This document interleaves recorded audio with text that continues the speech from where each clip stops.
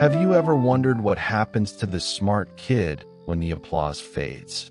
When being the clever one stops feeling special and starts feeling like a cage? You see, from the outside, the smart kid looks like the lucky one. They finish homework first, win spelling bees, and get called gifted. But inside, something quietly shifts. Every compliment turns into a rule they have to follow forever. Every "you're so smart" becomes a silent contract. Never fail, never slow down, never disappoint. At first, it feels good, like floating above everyone else. Teachers smile, parents brag, and classmates whisper their names in awe. But slowly, the praise becomes pressure. The mind of this smart kid learns something dangerous. My worth comes from my success. That's the beginning of what psychologists call conditional self-worth. It means you only feel valuable when you achieve something. So when they do fail, it doesn't feel like a small mistake. It feels like their whole identity is collapsing. And because they've never been taught how to handle failure, they start avoiding it completely. They stop trying new things. They choose safety over growth. This is called learned helplessness. When you believe it's better not to try than to risk being less than perfect. Imagine a kid named Arjun. In school, he's the star. Every test paper shines with A+. But one day he gets a B. The class forgets it in a week, but Arjun doesn't.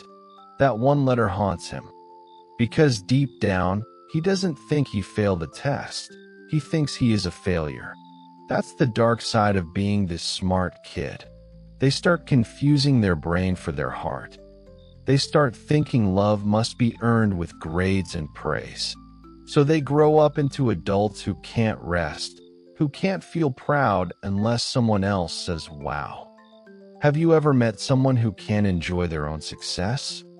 They finish something great and immediately ask, what next? That's often a grown-up smart kid. They don't chase dreams, they chase approval. Some of them become what I call the performers. They smile, excel, and overachieve, not because they love it, but because they're terrified of being ordinary. These are the people who seem endlessly productive, but inside, they're exhausted. Then there's the ghosts, the smart kids who got tired of performing. They disappear. They stop trying altogether. Not because they don't care, but because they care too much. They're scared that trying and failing would destroy what's left of their self-worth. This is the irony. The very intelligence that made them shine also builds a prison around them. Their mind becomes their biggest enemy. Every thought turns into a self-critique. Every new goal feels like walking a tightrope above shame. Psychologists call this impostor syndrome. It means you secretly believe you're not as smart as people think you are, and one day, everyone will find out. It's like living with a shadow whispering, you're a fraud. The smarter you are, the louder that shadow becomes. Even the smallest mistake feels like proof you never deserved your success. Over time, this eats away at joy, creativity, and curiosity, the very things that made them smart in the first place. You see, intelligence without emotional resilience is like a sword without a handle. Sharp, but painful to hold. And what about relationships? The smart kid learns to solve problems, not feel them. They analyze emotions instead of expressing them. When a friend is sad, they'll explain why sadness happens instead of just being there. When they feel hurt, they'll say, it's fine, because they've been trained to be the strong one. Over time, people stop seeing their pain because they hide it so well. That's the loneliness of being the smart kid. You understand everything, except yourself. You can explain human behavior, but not your own heart. Science has a name for this imbalance too, the cognitive emotional gap. It happens when your brain develops faster than your emotional world. So you end up being an expert at thinking, but a beginner at feeling.